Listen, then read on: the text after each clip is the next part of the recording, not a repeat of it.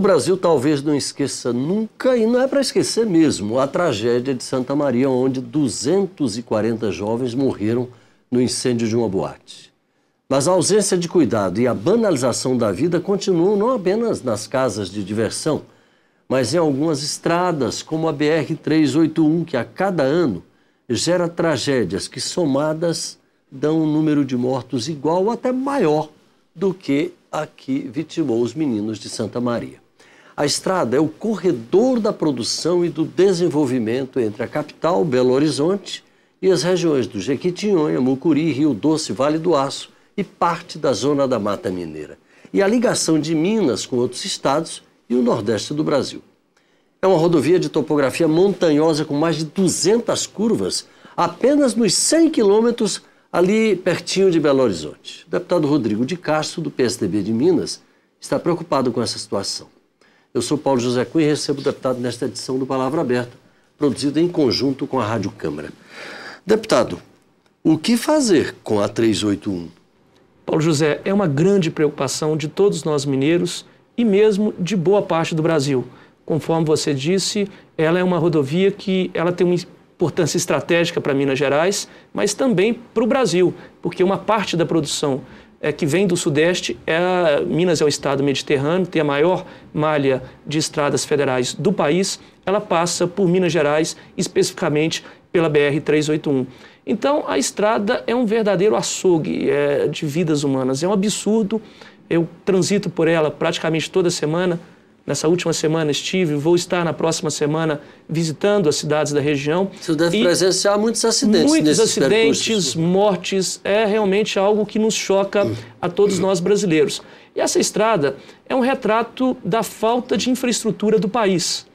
Quando nós assistimos ao lançamento do PAC, alguns anos atrás, pelo governo federal, com um grande estardalhaço, nós esperávamos soluções para alguns problemas pontuais e mais emergenciais, como é o caso da rodovia. E, Paulo José, isso não aconteceu.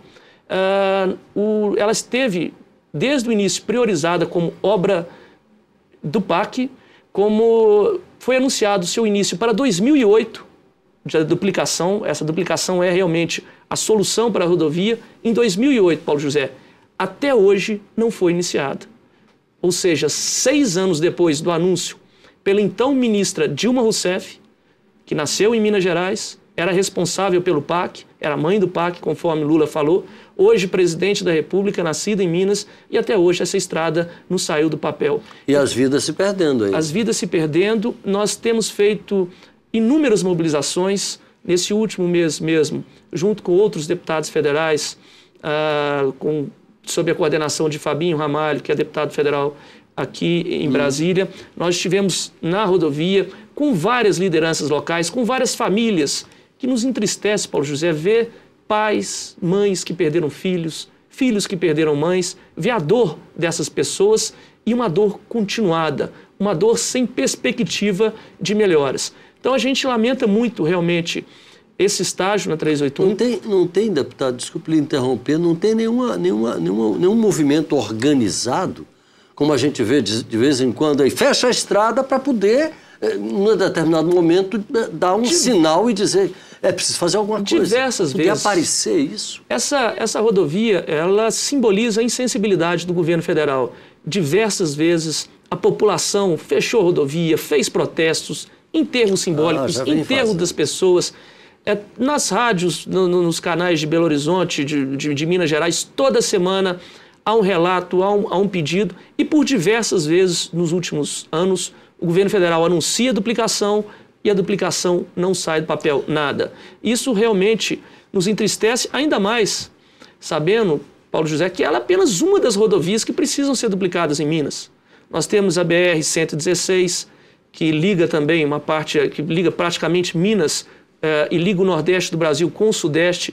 Nós temos a 251, que vai de Salinas a Montes Claros, que precisa urgente de duplicação. A BR-040, que se inicia em Brasília, ela passa um trecho grande de Minas, ainda sem duplicação, especialmente de Belo Horizonte até a região de Barbacena.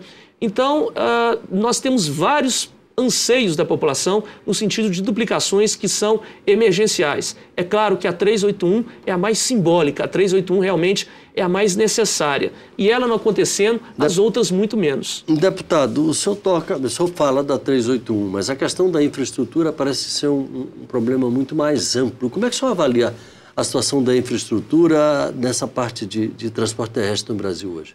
Olha, nas últimas décadas, o Brasil perdeu a sua capacidade de investimento em infraestrutura. Hoje, nós investimos, só para você ter uma ideia, 50% a menos do que investimos em infraestrutura, do que o Brasil investia na década de 70. Ora, Paulo, o país hoje é outro. O país, a população mais do que dobrou, as pessoas saíram da zona rural, foram para as cidades, usam muito mais carro, há realmente uma necessidade muito maior de interligação e nós investimos menos. Com isso, o que acontece? As nossas estradas estão saturadas. Hoje, para a gente ter investimento, para a gente ter crescimento, que o país tanto anseia, que a presidente tenta anunciar com medidas paliativas, nós precisamos realmente de investimento em infraestrutura. Nenhum grande grupo quer investir no país, ou vai investir, ou poderia investir muito mais, se houvesse boas estradas, se houvesse transporte ferroviário, se houvesse bons aeroportos. Nada disso está acontecendo no país.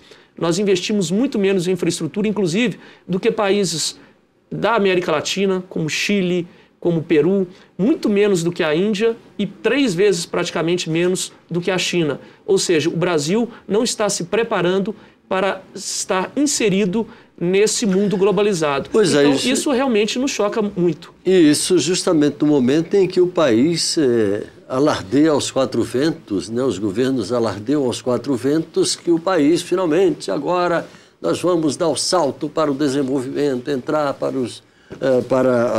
aquele clube seleto dos países do primeiro mundo, etc, etc, etc.